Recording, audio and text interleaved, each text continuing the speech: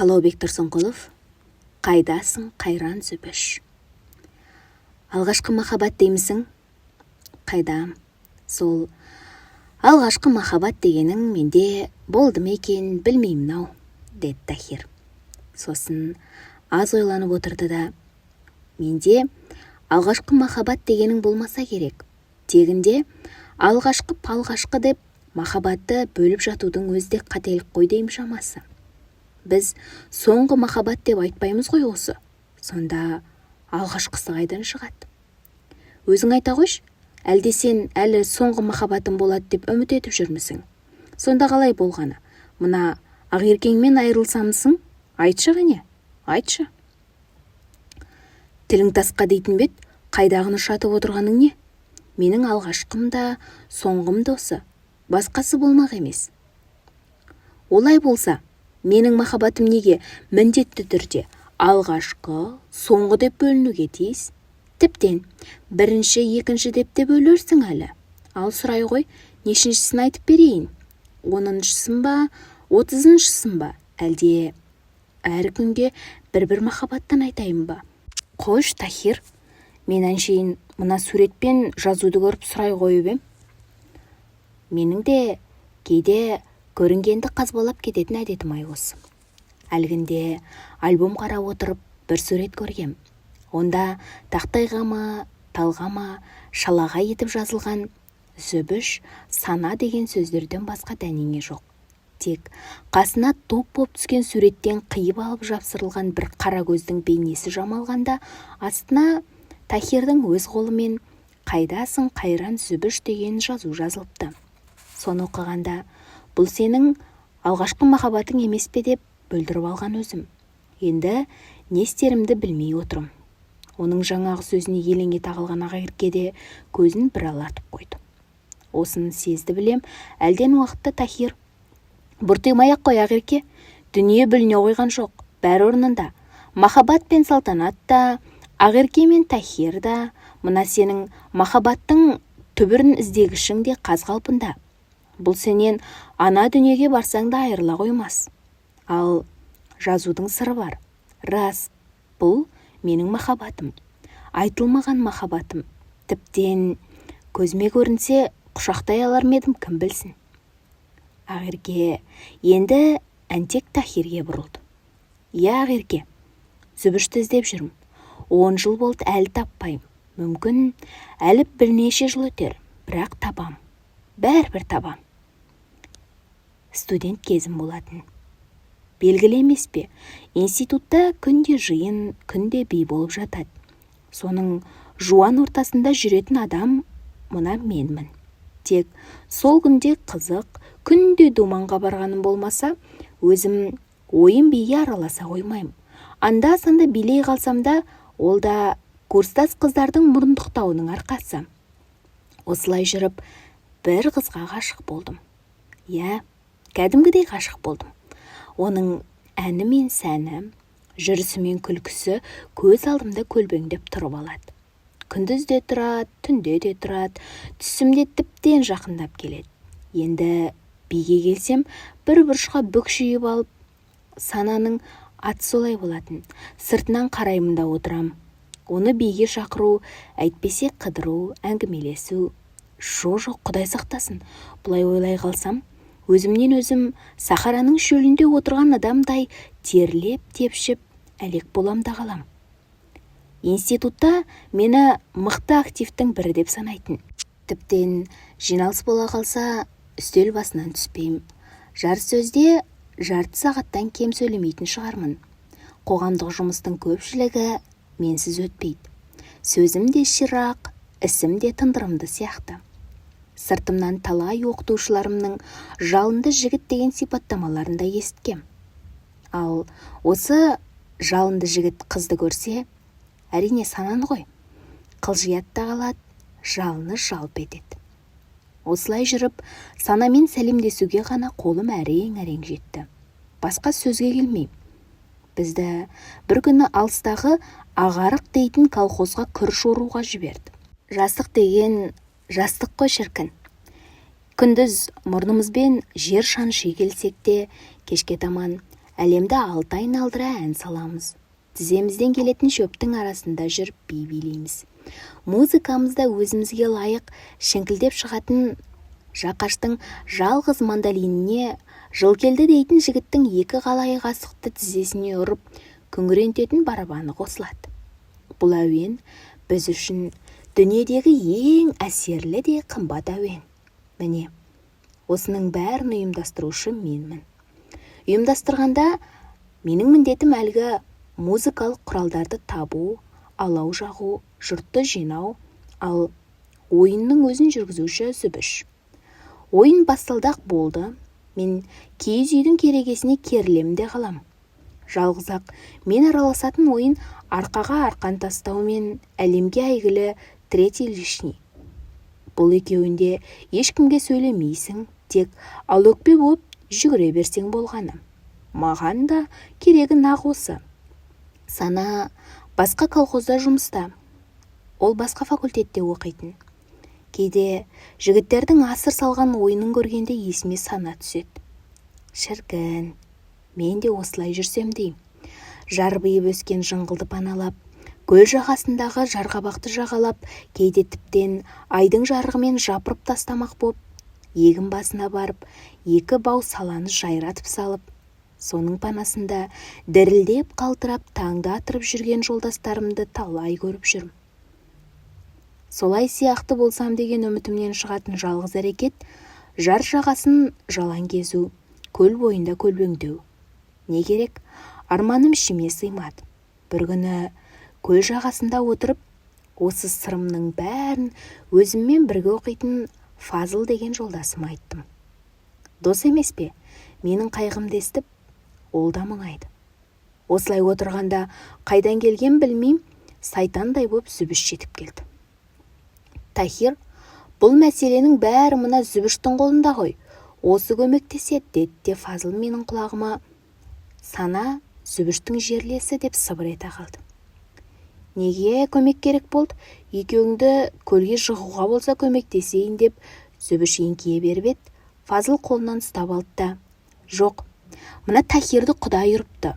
Бір қызға ғашық көрінеді. Оны өзің білесің ғой. Сенің қолыңда ғой деп Зүбіштің бетіне бажырая қалды. Зүбіш аз ойланып қалған сияқты. Бір мезгілде, ғашық па? Ура, дүниеге жаңа бір Ромео пайда болды. Айтпақшы, онда мына көл жағасында отыруға болмайды. Әйтпесе, су перілері сүйреп кетіп жүрер. Жүріңдер, зытайық бұл жерден деп сүйреле жөнелді. Фазылда, әкетсең әкетші, әйтпесе бұл Ромео емес, Мәжнүн болып, сол перілерді іздеп суға өз сүңгіп кетіп жүрер деп әзілдеп жатыр. Думан ортасына келген соң, менің бас шұлғып рахмет айтуыма қоймай, Зүбіш биге араластырды. Тіптен ойын соңына дейін жібермей қойды. Ойын тарқады. Қоштасарда Зүбіш, ал ақын, түсіңде ғашығыңа арнап бір өлең жазып қой деп күліп кетсе де, мен шынымен отыра қап өлең жаздым. Ол кезде әліме қарамай, арындаған ақынмын деп әлектенетін әдетімді қайтерсің. Ертеңінде өлеңімді Зүбішке оқып бердім. Ол болса, шынымен Мәжнүн болып кетерсің деп күлді де қойды. Осыдан бастап, жекелене қалсақ болды, мен Зүбішке иек артам. Көмектесші деп сыр сонасындай ызыңдаймын да жүрем. Басқа сөз жоқ. Ол да үндемейді. Дегенмен енді кешкілік керегеге сүйеніп жалғыз тұру, көл жағасын жағалап жалғыз жүру азайып, қайда барсам Зүбіш серік. Ол өлең оқышы дейді. Мен болсам, кәдімгі бәріміз жаза беретін күйдім, сүйдім, тоңдым, жаңдым deyip шұбырта жөнелем. Бір күні және де көмектесші деп әйгілі әнімді айта беріп ем. Зүбіш, қалаға барайықшы, Тахир, сонда шешейік, деп қолымды қатты қысып тұрып жауап берді. Менің төбем көкке жетіп ақ қалды. Аспанды өзім тіреп тұрған сияқтымын. Үйге келдім де Зүбішті өрт сөндіргішке балап өлең жаздым. Баламамның түріне қарасайшы. Жұмыс бітті, сабақ та басталды. Мен өлең жазуды үдеттім. Тіптен лекция үстінде отырсам да өзім сол ғашығымның ауылында жүрем. Тек сананың атын өмір атамайм. саған, сәулеме, сағынышыма деген сияқты тізбектермен кетіп жатады. Ол өлеңдерімді Зүбішке берем, ол Санаға береді. Осылай ғашық болып жүріп, сабаққа дайындалмай келем деп, бірер оқытушым менің фамилияма ғашық болып алды. Келе сала менің атымды атайды, мен төмен қараймын. Бір күні Зүбіш: саған не болды? Сабақта әлсіреттің ғой, не кесір болып жүр деп еді. Ғашықтық деп шап ете қалдым. Ғашық адам сабақ оқымауға міндетті ме екен? Семинарға неге дайындалмайсың? Уақыт жоқ, өлең жазам. Солай ма? Онда өлең жазатын жалғыз сен емес, басқаларды жаза алатын шығар. Міне, мынаны оқыш деп бір кітап берді. Қайырып қойған бетін қарасам, алыстасың арманым деген өлеңнің астына зыға деп арнау жазыпты. Өлең, тамаша өлең, шіркін. Санаға деген арманымды мен де осылай айта алсам деп қиялдап тұрдым да, Зүбіш неге бұл кітаптың жас ақындар жинағы болатын, осы бетін ашып берді деп ойлана қалдым. Зыға дегені кім? Зүбіш пе? Мәссаған, Зүбіш қой, осыған арнаған екен ғой. Зүбіш, мына жігіт әбден сағынған екен ғой зысын, деп соңғы сөзді бас айттым білем. Мә, мынаны да оқы деп, Зүбіш бір қағаз берді де сыртқа шығып кетті. Үзіліс кезі болатын. Менің жүрегім от ала жөнелді.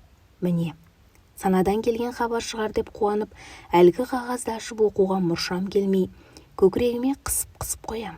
Ептеп қана қағаздың бетіне үңілгенде төбемнен найзағай жарылғандай болды. Дегенде не істерімді білмей отыра кеттім. Аздан кейін есімді жиып, жан-жағыма қарасам, ешкім жоқ екен. Кітап-дәптерімді ала сала есіктен ата жөнелдім. Үйге келіп, 2 күн сабаққа бармай жатып алдым. Институтқа барар бет жоқ. Зүбіштің бір жапырақ қағазын қайта оқи берем.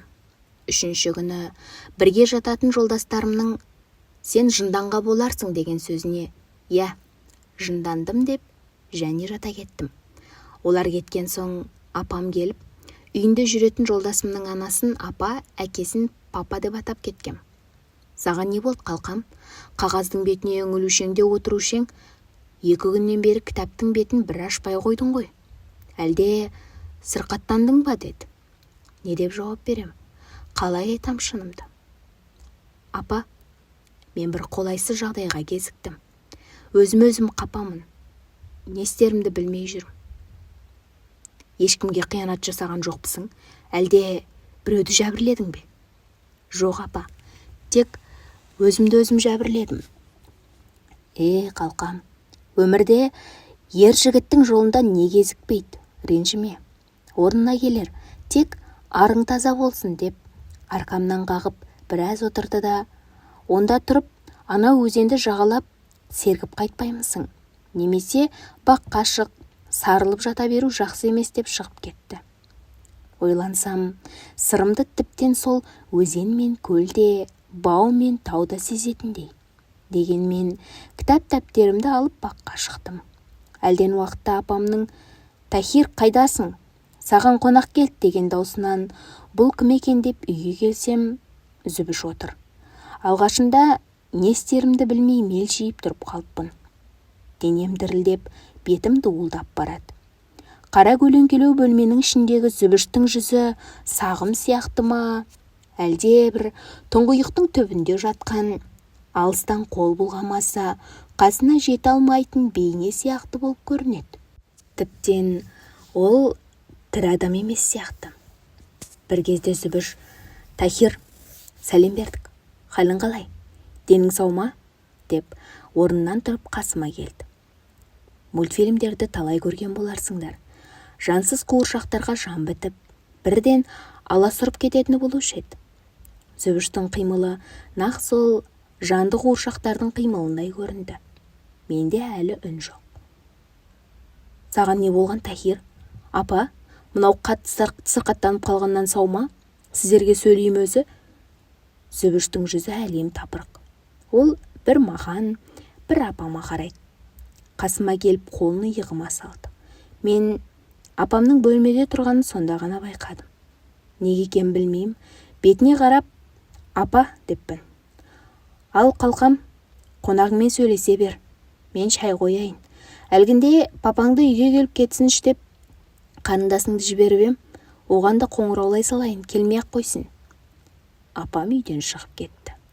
Осы кезде барып, мен есімді жиған сияқтымын ба, әлде есіре түстім бе? Зүбіш, неге келдің деппін. Сен өзің денің сау ма? Зүбіш мұңды көзбен бетіме төгіле қарады. Осы көзқарастан қаймыққаным әлі күнге есімнен кетпейді.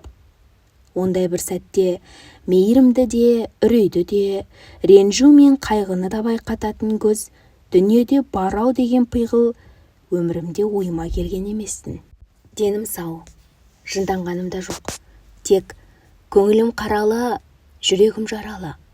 Басында бәрін бүлдірген өзім деп бастаған ойымды қай сайтан түрткенін қайдам? Жоқ. Зүбіш, рахмет, мен бақыттымын.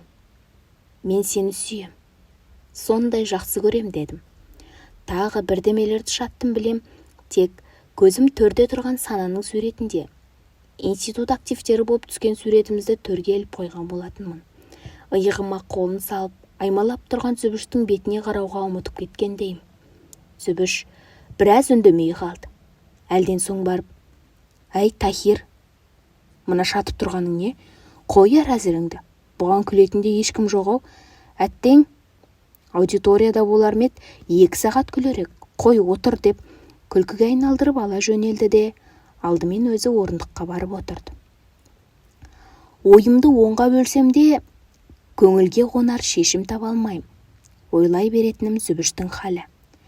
Бірге жүргенде білдірмеуге тырысса да, жекелене қалғанда қайғының құшағына еніп кететінін сезіп жүрмін.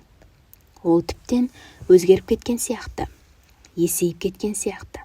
Баяғы еден мен шаңырақты бір-біріне соғыстырып жүретін мінезін ұмытып байсалды тартқан. Маған бұл мінезі ұнамайды.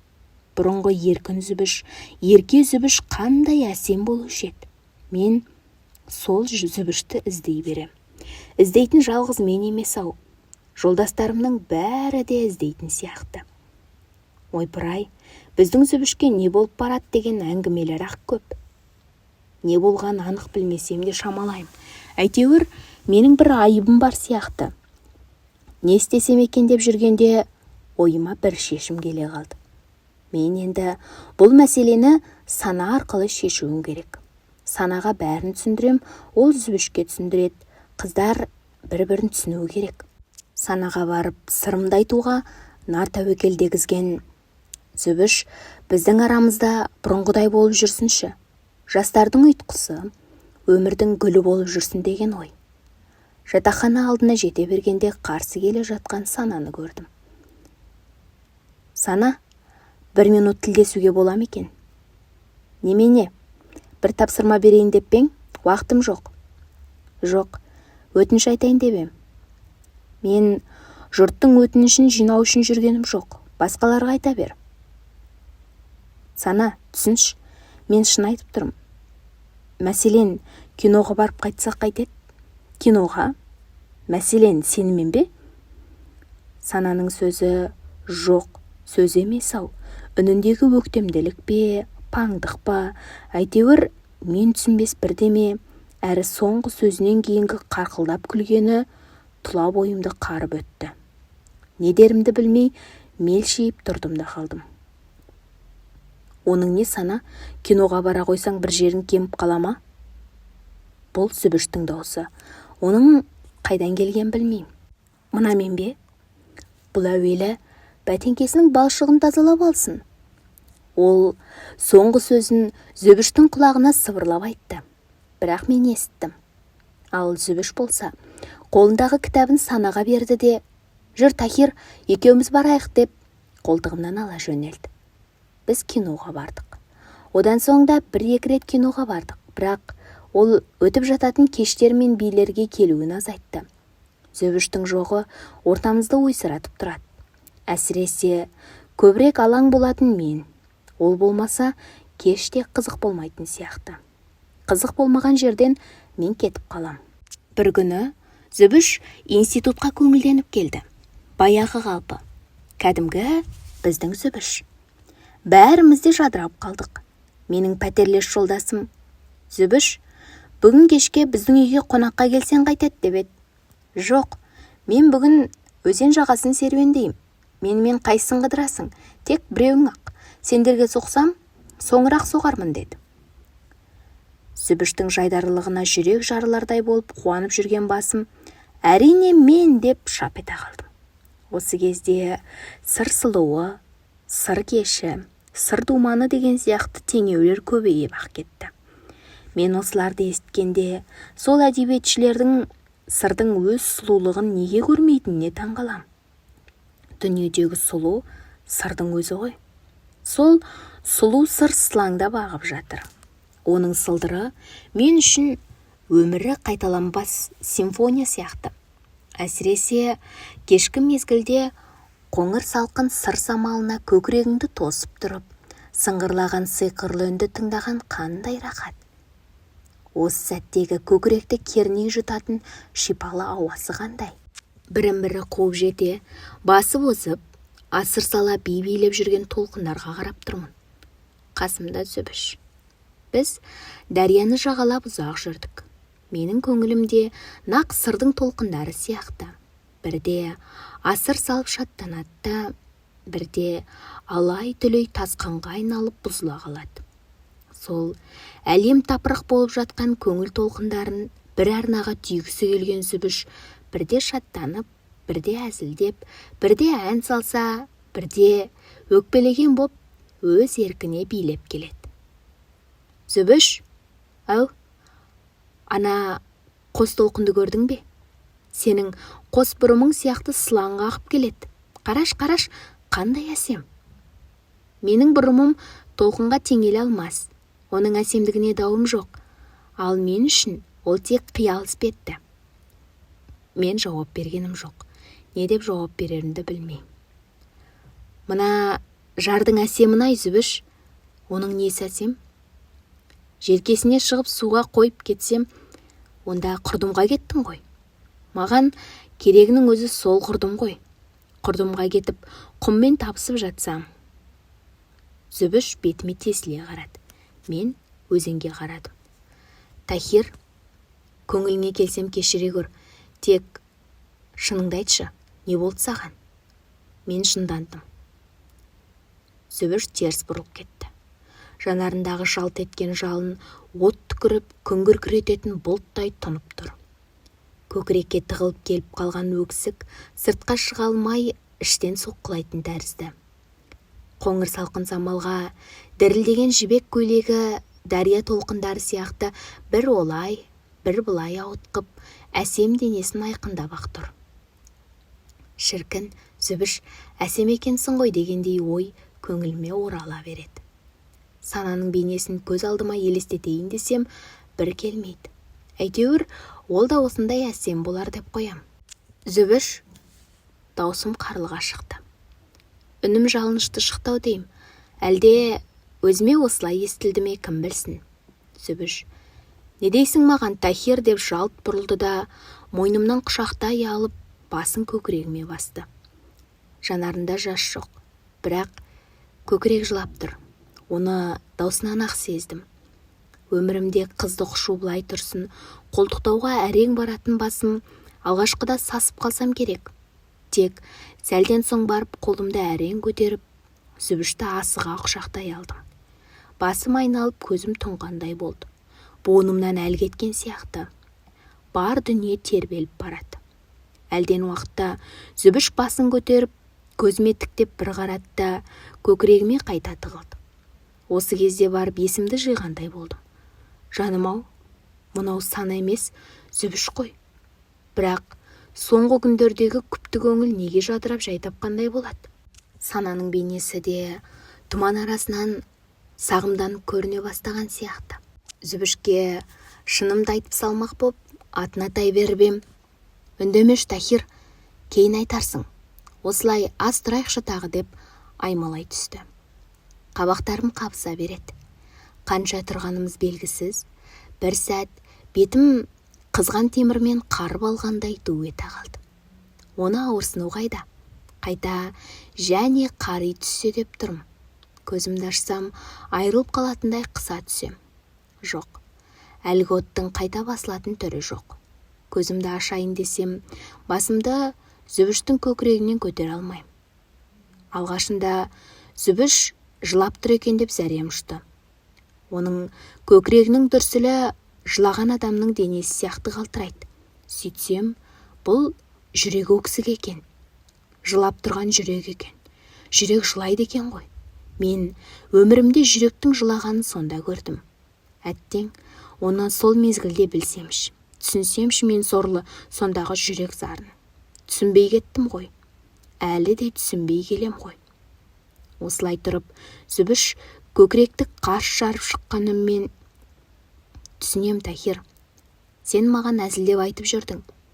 Өлеңді де әзілмен жаздың. Кім біледі, әлде мен өлеңіңе тақырып болу үшін керек болған болармын. Ақындар біреуге арнамаса, өлең жаза алмайды дейді ғой. Солай да болған шығар. Өлеңдеріңе рахмет. Ал мені кешір. Өткендегі қағазды өз өлеңдеріңе үндестіріп, әзілге жаза салып ем. Арыңа ақау салсам, аяғыңа жығылайын. Дұрыс түсінсең кешірім өтінем, деді. Мен Зүбішті көкірегіме қыса түстім де шөп еткізіп сүйіп алдым. Және ұмтыла беріп ем. Қой, жетер. Оның да есі табылар деп қолтығымнан сытылып шығып кетті де өзен жағалап жүгіре жөнелді. Мен сылбыр басып жақын келсем, бәйтерекке сүйеніп, өзенге қарап тұр екен. Терекке мен де сүйендім. Теректегі махаббат тарихтарын оқып тұрдым да, қалтамдағы кілтімді алып, мен де тарихтың жаңа бір бетін бастадым. Не істеп тұрсың, Тахир, деп Зүбіш өзенге қараған бетін бұрмай үн қатқанда, мен де махаббат тарихына өз ізімді салып үлгерген едім. Терек қабығын тырналай, тырнақтарымның түбі қызарып, епетейсіз қимылдан саусақтарымның буындары жараланып қалған. Зүбішке жауап берген жоқпын. Өзенге барып, қолыма сіңген терек шырнын кетірдім. Қайта келсем, Зүбіш менің ескерткішімді көріп тұр екен. Мұны неге жаздың? Бәсе, неге жаздым? Мен алғашында сана деп жазбақ ем, неге екен қайдам, жазуым Зүбіш боп шықты. Жазықсыз теректің денесіне неге жара түсіресің? Я, неге жара түсірдім? Мына алдымда тұрған тәкаппар бәйтеректің денесіне дақ түсірдім. Бойы кіші болса да ойы биік, сымбаты сұлу қыздың жүрегіне жара салдым. Теректің төбесіне қарасам, ол да Зүбіш сияқты басын иіп тұрған сияқты. Бұтақтарының дірілі жүрек дірілі, сарғая бастаған жапырақтарының сыбдырлай үзіліп түсуі көз жасының тамғаны. Осының бәрін неге жасадым? Неге мен жазықсыздарды жазаладым? Зүбіш, мен сенен кешірім өтінем. Өлеңдеріңді неге сонша арманды етіп жаздың? Сағыныш пен арманға толы сияқты болушы еді. Осыны түсіндірші, Тахир. Мен біреуге ғашық болдым. Өлеңдерімді соған арнағам. Сағындым, сарғайдым, бірақ қолым жетпеді. Ол кім еді сені сонша жәбірлеген? Осы кезде барып, мен Зүбіштің жазған қағазына түсіне бастаған секілдімін. Сонау колхоздағы көл жағасында басталған әңгімеден кейінгі уақиғалардың бәрі көз алдымнан тізбектеліп өтіп жатыр. Зүбіштің шаттыққа толы жазылған хатының жолдары қалай еді? Я, ол: Тахир, егер сенің мына өлеңдерің болмаса, түбінде осы әңгімені өзім бастауым мүмкін еді. Сен де менің арманым болатынсың. Өлеңдеріңнің ауылы шын поэзиядан аулақ жатса да, сондағы сезім, сондағы сағыныш мені бір әсем қиялға сүйреп, ләззатқа бөлейтін. Сол ләззат созыла түссінші деп жүрек әмірін тұншықтырып жүрдім. Енді ұзақ жасыра алмайтын көрінем. Сондықтан жүрек еркін өзіңе бердім. Ойпыр-ай, Зүбіш сонда шынымен түсінбеген екен ғой. Енді ойласам, мен бірде-бір рет сананың атын анықтап атамаппын ғой. Тек ғашықпын, көмектес деп зарлай берген екем. Осыны түсінгенде сай сүйегім сырқырады. Зүбіш, ол бір әсем қыз болатын. Әсем қыздың бәрі жігітке жақын тұрмайтын бет.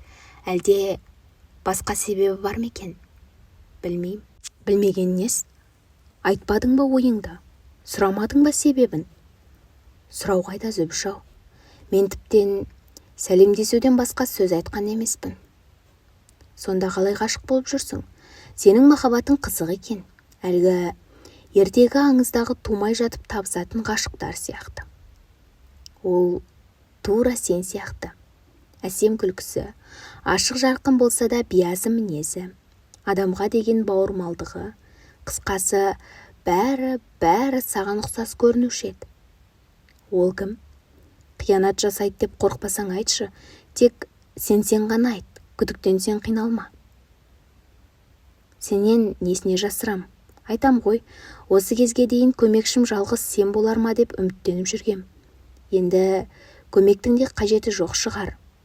Ол осы кезде арқа жағымыздан біреулердің қуанышты күлкісі естілді. Біз әлгінде өзен жағасындағы жарғабақтың үстіндегі бір топ жыңғылдың қасына келіп отырғанбыз. Олар манағы біз сүйенген теректің түбіне келіп тұрды. Сана дейм, сана. Мына махаббат тақтасына ескерткіш жазып кетейік. Орнымнан қалай атып тұрғанымды білмей қалдым. Зүбіштің қолымнан шап етіп ұстай алғаны болмағанда, дауыс шыққан жерден бірақ шығуым хақ. Даусын танысам да сенгім келмейді. Баяғы өз досым Фазылдың даусы. Қасындағы да нақ менің санамның өзі. Не деп жазамыз? Біз осы жерде 1950 жылдың сентябрь айының соңғы жұлдызында болашақ педагогтар Фазыл мен Сана болды деп жазамыз. Фамилиямызды да жазамыз. Айтпақшы, созып жатқанша бірақ фамилия жазсақ қайтеді, оны не деп қоямыз? Сүйгентаевтар деп қоятын болармыз. Мен отыра кеттім. Арғы сөздеріне көңіл бөлгенім жоқ. Зүбішті құшақтай алдым. Енді басымды көкірегіне қойып өзім жылап отырмын. Иә, кәдімгідей көз жасымнан ұялмай-ақ жылап отырмын. Зүбіштің не болды саған Тахир, қойш дегенін елең ететін емеспін. Әлден уақытта орнымнан қарғып тұрсам, саналар кетіп қалыпты. Осы бағытта кеткен боларсыңдар-ау деп қараңғы түнге ұзақ қарап тұрдым. Ештеңе көрінбейді. Тек тұңғиық. Орныма отырдым. Зүбіш менен қайтып қыз атын сұраған жоқ. Менің көз жасымнан түсінді ме, жоқ, әлі күнге дейін білмей ме, онысынан бейхабармын. Тахир, менің бір өтінішімді орындаймысың? Осы жерден кетпейікші. Таңды бірге атырайық. Арайды бірге қарсы алайық. Мен үшін енді бәрібір. Отырмағанда қайда барам? Таң атқанша бірге отырдық. Әңгіме үзілген жоқ. Зүбіш менің өмірімді өте жақсы білетін болып шықты. Тіптен мамамның, інілерімнің атында, үйіміздің қай шамада екенін де дәл біледі. Бұның бәрін қайдан, қалай біліп жүргенін түсінсем бұйырмасын.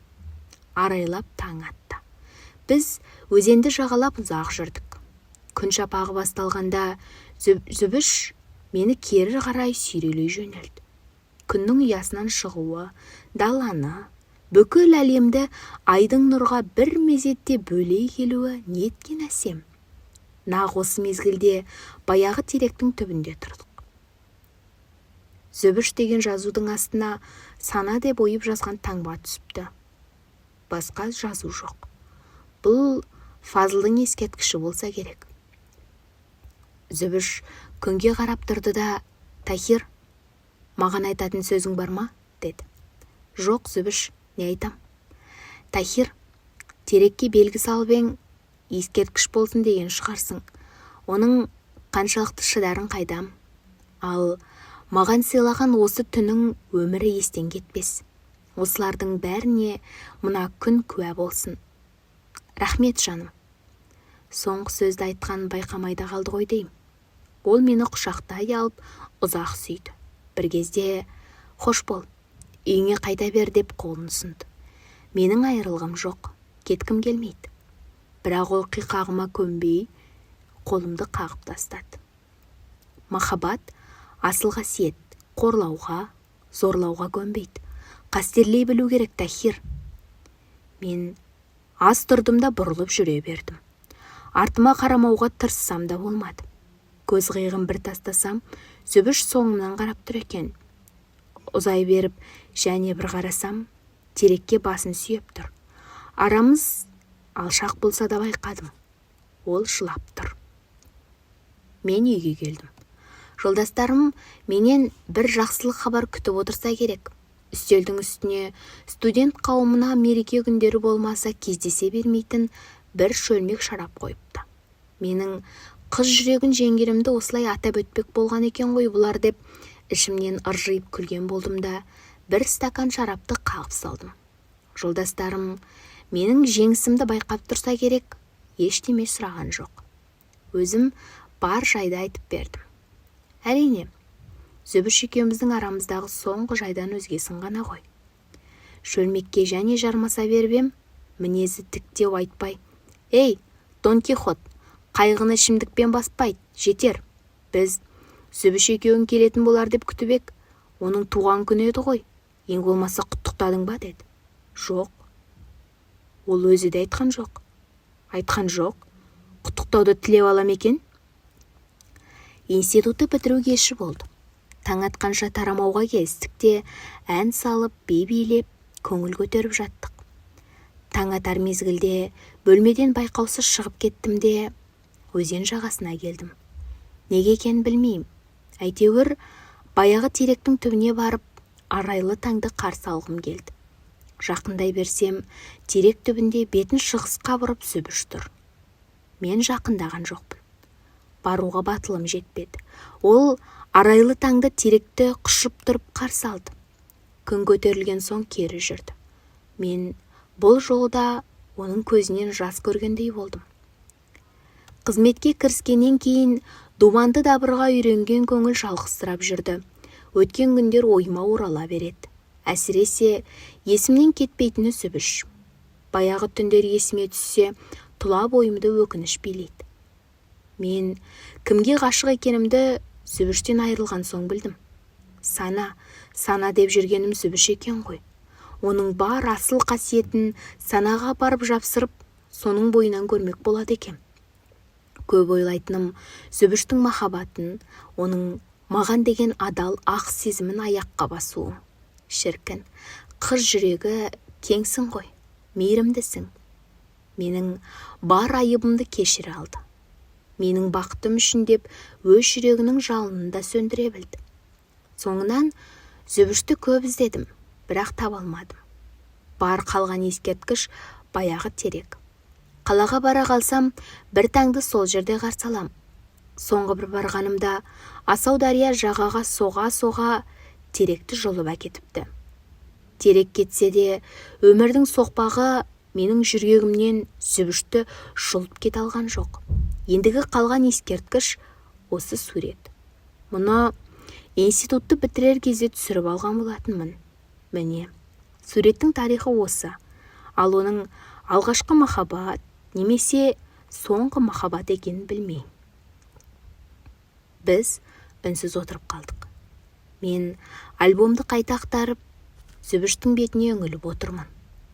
Ол үн қатқандай болады. Өмірімде көрмек түгілі, атын естпесем де, нақ қазір менің ескі танысым сияқты, қимас досым сияқты. Ішімнен әттең Зүбіш деп отырдым да, енді оның бәрін ұмыту керек дедім. Оны Тахирға айтқанымды немесе Зүбішке айтқанымды ешкім байқамай қалды.